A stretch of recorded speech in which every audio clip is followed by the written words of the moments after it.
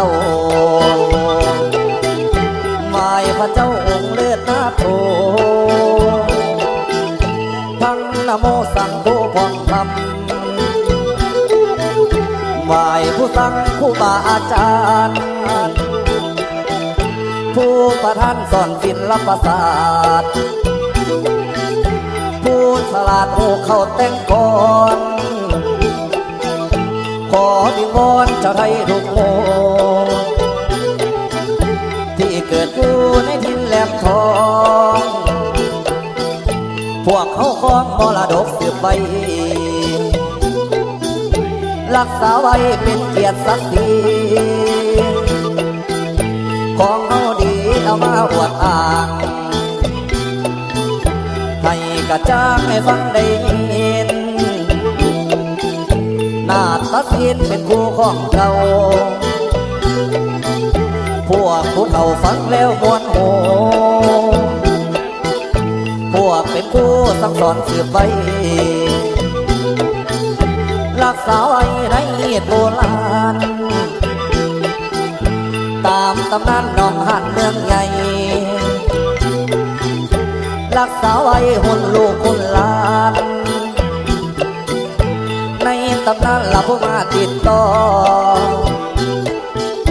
ผู้เพิ่นก็สร้างคนบังไฟ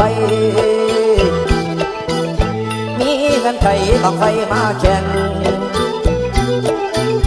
ผู้เพิ่นแต่งละคือพญาคอมพวกคนซ้อมพญาหาดขาวทำฟังเฝ้าให้สีวิไลประกาศไปทุกคนทุกแห่งบ่ได้แบ่งบ้านนอกบ้านนามีธิดาคนสวยนางไอนับว่าได้เป็นยอดนารีบุญนั่งนี้ได้เป็นลูกเจ้าซาไปเท่าผาแดงเสียงเฮียนทำปักเพียนบังไฟไฟขึ้นสิย่อยืนยกให้ธิดาตามประชาเพิ่นประกาศไว้เป็นลูกไผ่ไหลพ่อของกูใจอดสูเสียได้นางไอขอยกไว้ละในเขตน้องหานเสียงวิจารณ์ก็พื้นนางไอพวกลูกไผ่ละว่าสวยว่างามไปได้ทำมาบุญเหลือเก่าพวกผู้เอาได้น้องได้ยอสมพ่อพรลูกไส้ผู้ขาพอได้มาสินสอดก็ได้ความพอใจเป็นแสนเป็นล้านพอได้มาได้พักพอใจแม่ละผู้ใดมาเบาจัวนา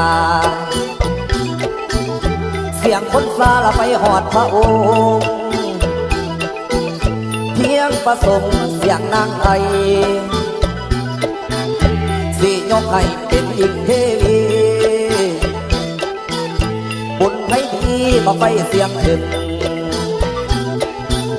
เสียงเมาเพื่อนละไปหอดแดนไกลเป็นลูกไฟเสียนเข้านี่บุญแต่กี้บ่ได้ถึงการความประสันประแดงเพียงมันเบาดังๆอยากได้ไฟหลอนน้ำอ่อนซ้อนจนคนเข้าซาใครก็ว่านางไอใจเหมือนคิดทั้งเอื้อนจะไปเห็นหน้าเสียงคนซาละอีหลีบอนอคิดพดพ่ออยากได้เป็นสู้ตั้งใจสู่เฮ็ดบังไฟหลอนน้ำพักนอในใจอยากได้คิดอยากให้แม่ยิ่งเป็นเมียบ่ ให้เสียเจ้าชายหมายไว้ให้พวกไฟละน้ำของถวาย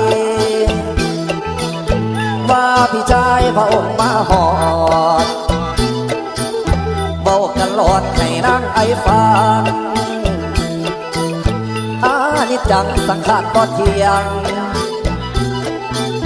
บ่ได้เพียงบ่อยากสุดใจบรรยายไปพระองค์เพียงนี้บ่ทวนที่ประวัตินิทานตามตำนานพระองค์กล่าวไว้ต่อสิได้เมืองนาคนาคา